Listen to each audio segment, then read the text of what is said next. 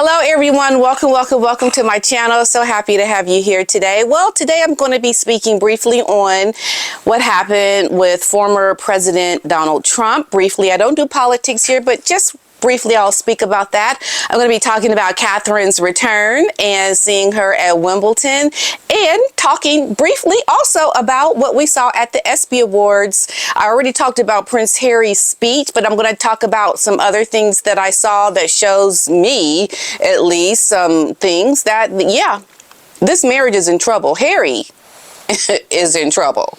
Okay, so let's get into it.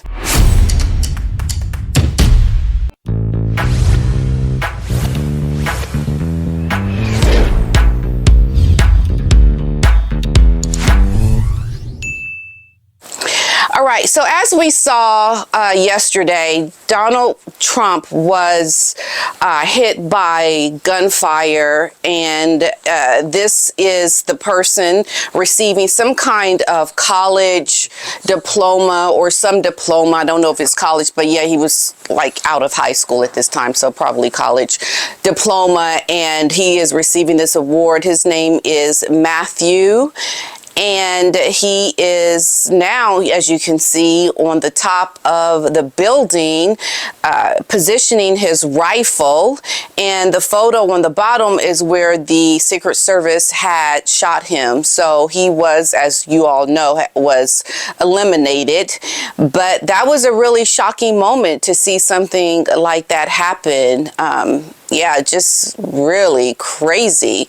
And just one of those things that, you know, they're always prepared to, because there are a lot of people that are unstable mentally. And I am beside myself with how easy it is a lot of times for people to get guns in this country. But I don't go there. I'm not going to talk about it. But this was a very shocking thing that happened. It also, something similar happened to the Queen during Trooping the Color. And now some of the people in Great Britain already know about this, but for the Americans who may not know, in 1981, there were 6 shots that were fired at Her Majesty Queen Elizabeth II during the Trooping the Color ceremony. But the Queen, you know, she just kept on with the parade as if nothing had happened. And yeah, high profile people like this are targets. And I just think you have to be so conscious of what could happen, because it's just a lot of unstable people in the world. And but I am glad that Donald Trump is okay. Unfortunately, there was another man in the audience that did lose his life. And if you go back and watch the video again, I'm not going to play it here, but you can hear this lady in the background screaming really, really loud. And I believe this was the lady that was standing next to the person that received a head wound and later passed away.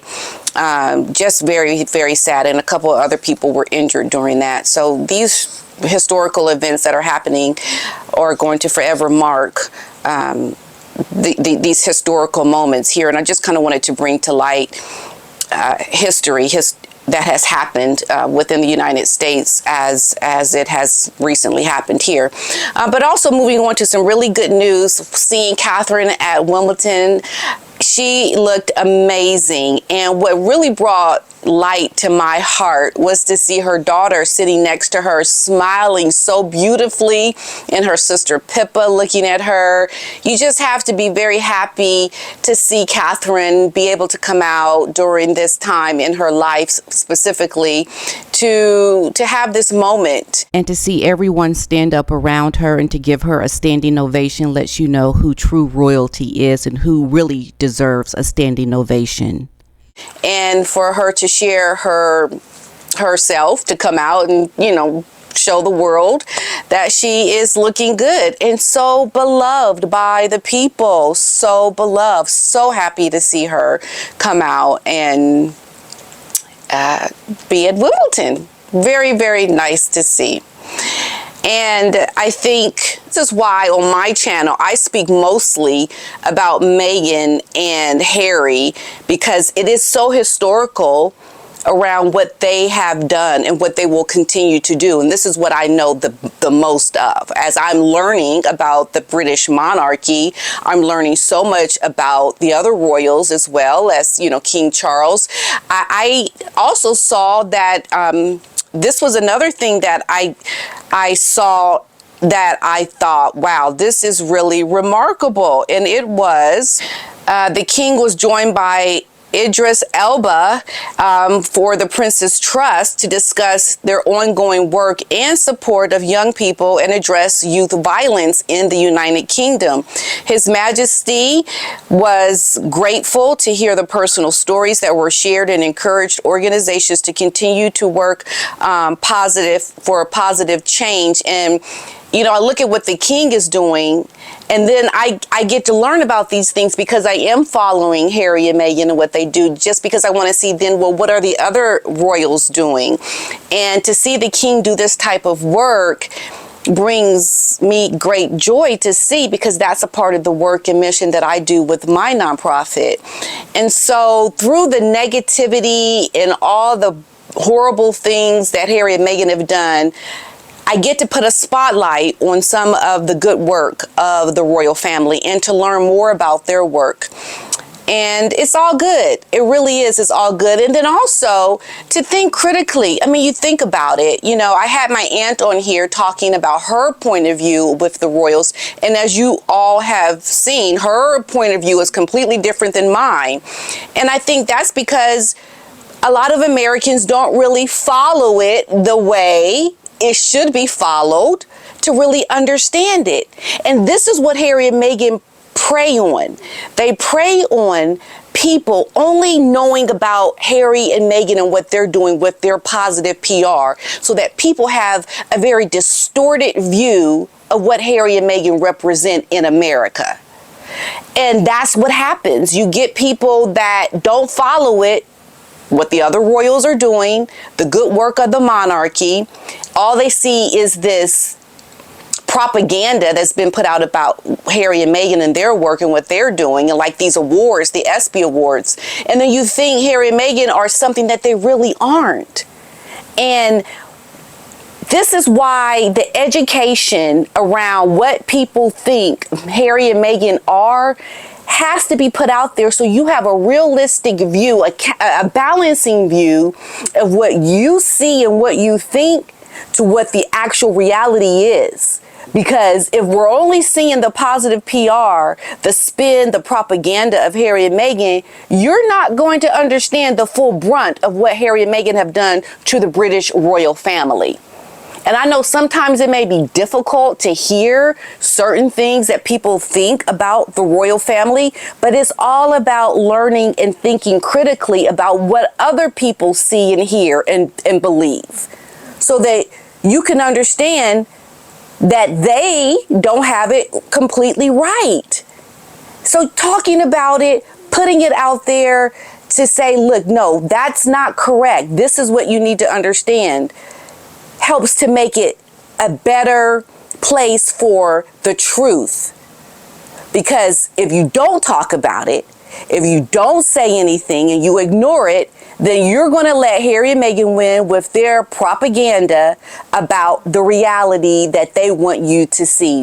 It's very similar to what I was watching on television about North Korea, and how if you want to go visit in North Korea and see the country, they limit everything. You can't be a journalist if you want to go on a tour over in North Korea. You can't take certain pictures. You have to bow to the leader. You have to only see what they want you to see, because they want to keep you in this darkness of their propaganda, and they control it fully. And this is why they don't allow journalists and people to come over freely to see how they run the country. It is no different than, I believe, what Harry and Meghan are trying to do. They're trying to use the population in America far away from the royal family to come show what they want people to see and believe. And we're like, no, we're not going to let that happen. We're going to bring you the reality of who they are, because we're not North Korea. We're not these people that are having our voices controlled.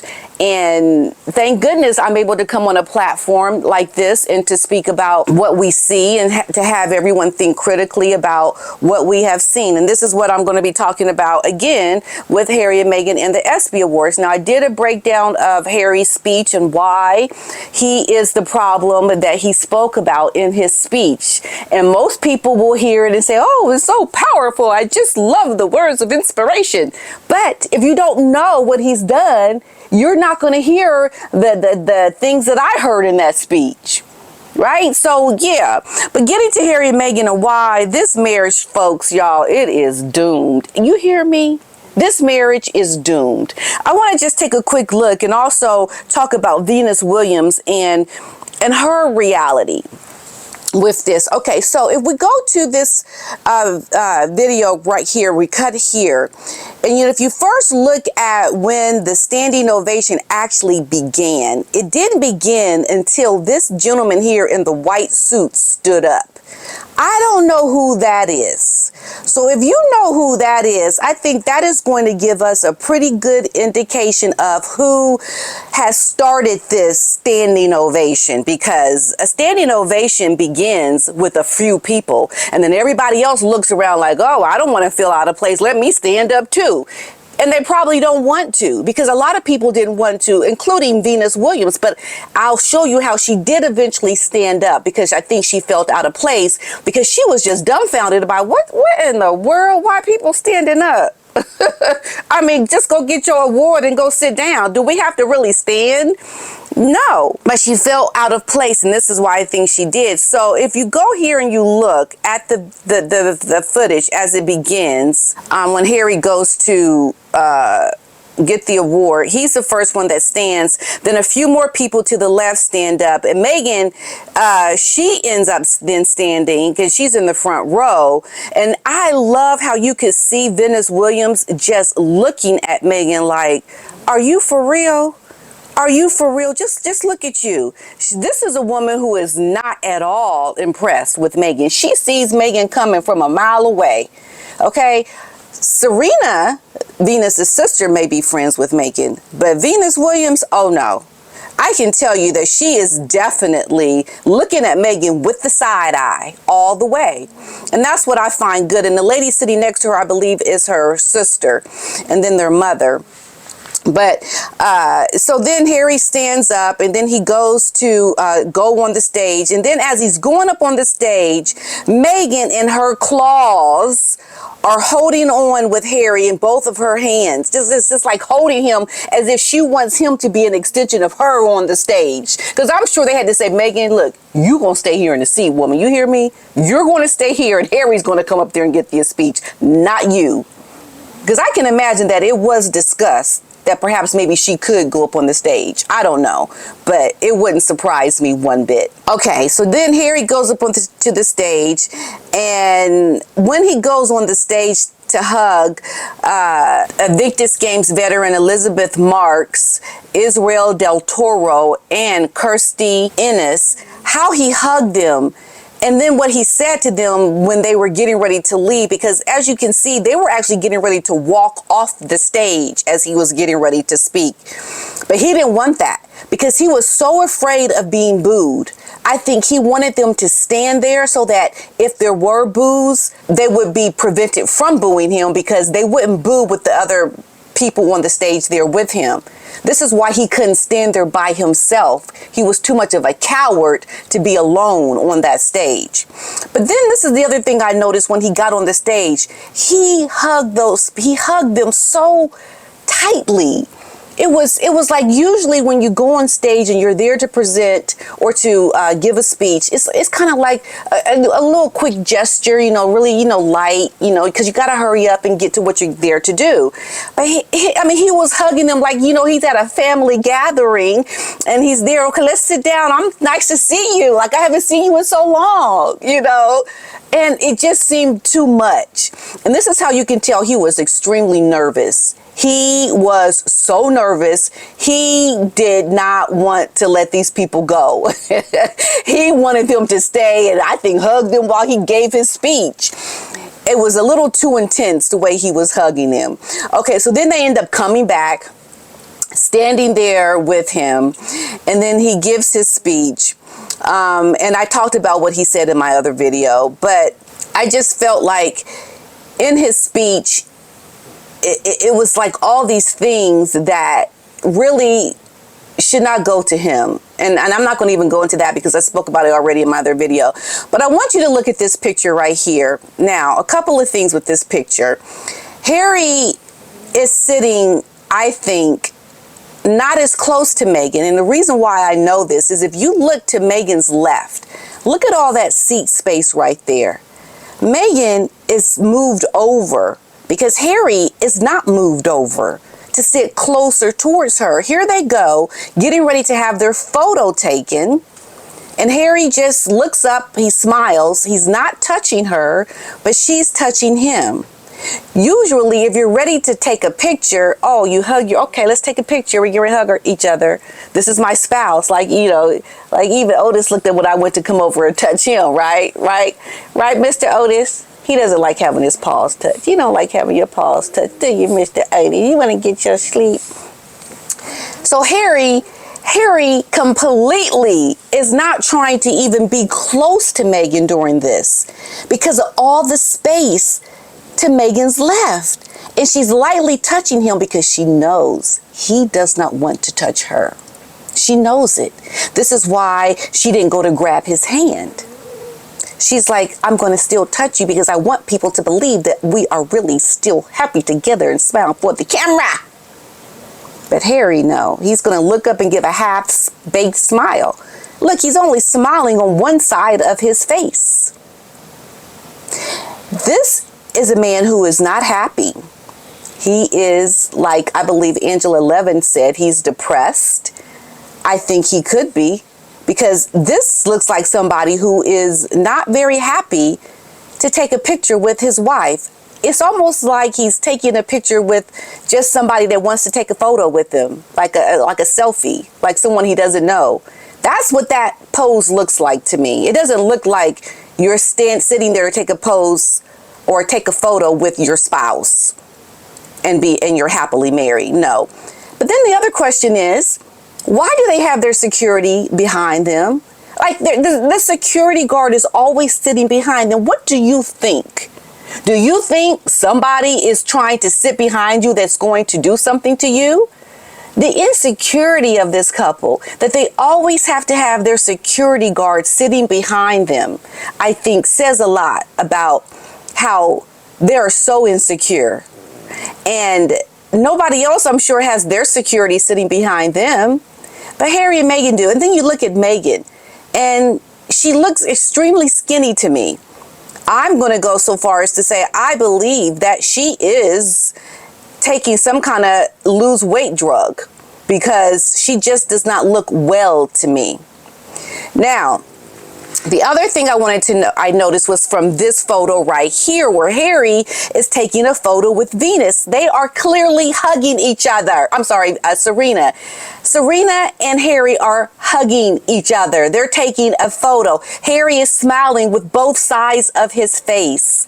And Meghan is standing there holding Harry with both arms and trying to be a part of this photo that clearly to me looked like it was only supposed to be Serena and Harry in this photo. So once again, she is clamoring onto him because she wants to be a part of this photo. She can't let Harry have a photo moment with, Serena. It just she seems very needy. At some point during the event, Harry and Meghan leave early. And I think that is so shameful and disrespectful because it shows you, me and others bringing this to light. Harry and Meghan could not even be there for the entire ceremony. They had to leave early. Why are you leaving early? Do you not have respect for the other recipients who also got awards that evening? And then they were saying that someone said, as Meghan was leaving, someone said, pass her the mic, and someone said, she's no Princess of Wales. And I did hear that, and I'll play it for you here to see if you can hear it. You got to do it. Somebody pass this microphone down to her. Go.